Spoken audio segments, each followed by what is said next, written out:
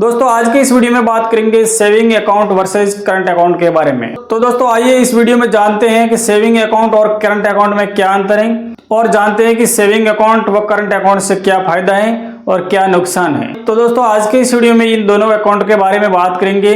तो दोस्तों चलिए बिना देरी के वीडियो को स्टार्ट करते हैं और जानते हैं saving account versus current account में क्या अंतर है। तो दोस्तों सबसे पहले सेविंग अकाउंट के बारे में जानते हैं और उसके बाद में करंट अकाउंट के बारे में जानेंगे। तो दोस्तों सेविंग अकाउंट तीन प्रकार के होते हैं, जिसमें पर्सनल अकाउंट होता है और माइनर अकाउंट होता है। जो दोस्तों पहला अकाउंट है जो माइनर अकाउंट होता है, जो 18 साल से कम उम्र वाले व्यक्ति खाता खुलवा सकते हैं, उसे माइनर अकाउंट कहते हैं। और दोस्तों उसके बाद में दूसरे अकाउंट पर बात करते हैं जो ज्वाइंट अकाउंट होता है। और दोस्तों ज्वाइंट अकाउंट होता है जो पति पत्नी दोनों साथ में खुलवा सकते हैं। अगर माँ और बेटे का साथ में खाता खुलवाना है तो वो भी खुलवा सकते हैं। अगर पिता पुत्र का खाता खुलवाना है तो वो भी ज्वाइंट अकाउंट खुलवा सकते हैं। यानी दो व्यक्तियों को मिलाकर एक खाता खुलवाना, उसे ज्वाइंट अकाउंट कहते हैं। और दोस्तों उसके बाद में एक और खाता है जो पर्सनल अकाउंट होता है, यानी इंडिविजुअल अकाउंट, जो आप अपने खुद का अकाउंट खुलवा सकते हैं। जो आप अपने खुद का अकाउंट खुलवाना चाहते हैं उसे पर्सनल अकाउंट कहते हैं। तो दोस्तों अब बात करते हैं सेविंग अकाउंट पर ज्यादा लेन देन नहीं होती है, यानी उसमें कुछ लिमिट होती है, उससे ज्यादा लेन देन नहीं कर सकते हैं। तो दोस्तों भारत में सबसे ज्यादा खुलने वाले खाते होते हैं जो सेविंग खाते होते हैं, जो सबके लिए जरूरी होते हैं, जिसमें सबसे ज्यादा अकाउंट खोले जाते हैं जो महिलाओं के खाते खोले जाते हैं, यानी जन धन अकाउंट खोले जाते हैं।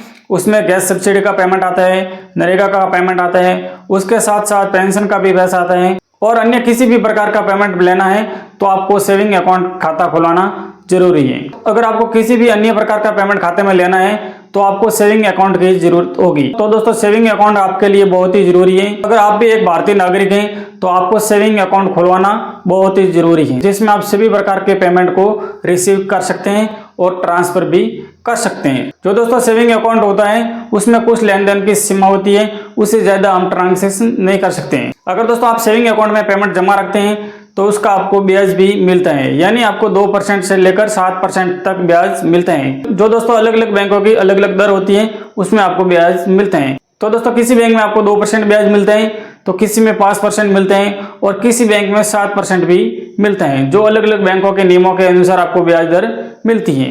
तो दोस्तों सेविंग अकाउंट में पेमेंट रखने से भी आपको फायदा है, यानी कि आपको ब्याज दर मिलता रहता है। तो दोस्तों सेविंग अकाउंट से ये आपको एक फायदा, यानी दोस्तों आप जितना भी पेमेंट खाते में रखेंगे उसका आपको ब्याज दर मिलता रहेगा।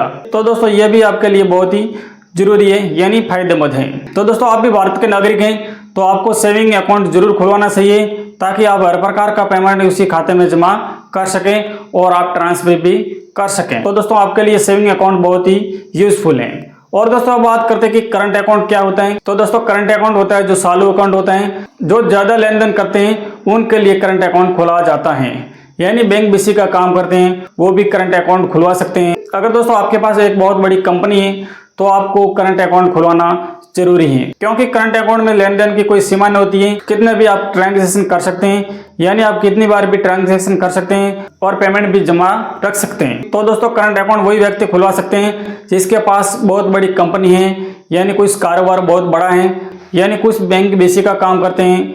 अगर कोई भी आप बड़ी लेन देन करते हैं तो आपको करंट अकाउंट खुलवाना बहुत ही जरूरी है, अन्यथा आप बड़ी लेन देन नहीं कर सकते, क्योंकि सेविंग अकाउंट पर कुछ सीमा होती है, उससे ज्यादा लेन देन नहीं कर सकते हैं। लेकिन करंट अकाउंट में कोई भी सीमा नहीं होती है, जितनी बार आप ट्रांजेक्शन कर सकते हैं उतनी बार आप कर सकते हैं, यानी करंट अकाउंट के ऊपर आपको कोई भी सीमा नहीं है, कितनी बार भी लेन देन कर सकते हैं। और दोस्तों करंट अकाउंट में भी क्या ब्याज दर मिलता है, तो उसमें आपको ब्याज दर नहीं मिलता है, यानी आपको एक भी रुपया उस करंट अकाउंट में नहीं मिल सकता है। कितना भी आपके पेमेंट खाते में जमा है लेकिन उसका आपको एक भी रुपया ब्याज नहीं मिलेगा। और दोस्तों करंट अकाउंट में एक खासियत है, उसमें आपको कुछ पेमेंट भी जमा रखना होता है, यानी अलग अलग बैंकों के अनुसार आपको डिपॉजिट रखना बहुत ही जरूरी है।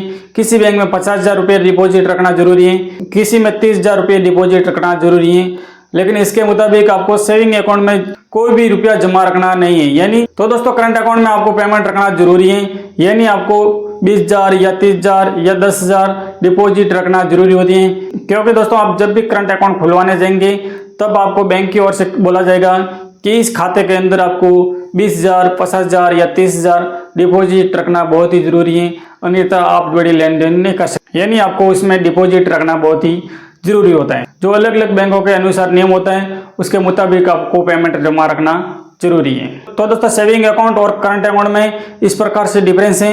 जो आप समझ चुके होंगे। अगर दोस्तों आपको फिर भी कुछ समझ में नहीं आया है तो आप कमेंट करके पूछ सकते हैं, जिसका जवाब आपको जल्दी से मिल जाएगा। और दोस्तों नेक्स्ट वीडियो में बात करेंगे कि करंट अकाउंट खुलवाने के लिए किन के पास जाना होता है और आवश्यक दस्तावेज उसमें कौन कौन से लगने वाले हैं। तो दोस्तों इस चैनल पर आप पहली बार आए हैं तो चैनल को फटाफट सब्सक्राइब कीजिए और बेल आइकन को दबा दीजिए, ताकि हर प्रकार के आने वाले इस प्रकार के वीडियो आपके पास सबसे पहले मिलते रहेंगे। तो दोस्तों मिलते हैं एक और नए अपडेट के साथ एक नए वीडियो में। जब तक जय हिंद, वंदे मातरम।